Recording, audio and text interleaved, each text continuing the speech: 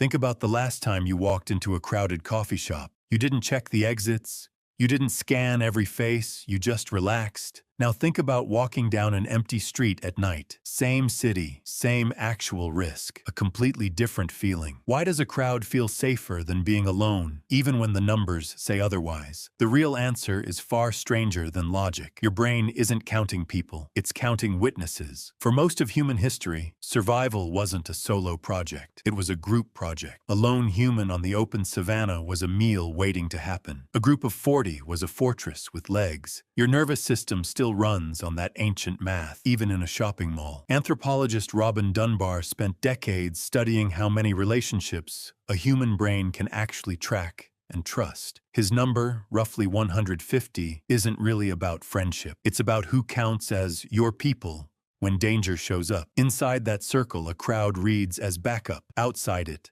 a crowd can read as threat. Your brain is still drawing that circle everywhere you go. Here's the twist. More people doesn't always mean more safety. In 1964, a woman named Genovese was attacked in New York, while, according to widely reported accounts, dozens of neighbors heard her cries. Very few called for help. Psychologists Bibb Latane and Darley studied why and gave it a name: the bystander effect. The bigger the crowd, the more each person quietly assumes someone else will act. So the crowd that calms your nervous system and the crowd that can fail to save a life are built from the exact same instinct. Your brain isn't measuring danger directly. It's measuring diffusion. More eyes means less pressure on any single person, including you. That's why an empty street can feel dangerous even when it's statistically safe. There's no one to share the risk with, and a packed room can feel safe even when it's genuinely chaotic. The math your ancestors ran wasn't really about threat level. It was about odds. If something goes wrong, you are one of many, not one of one. This isn't just a story about cities. Step into an elevator full of strangers,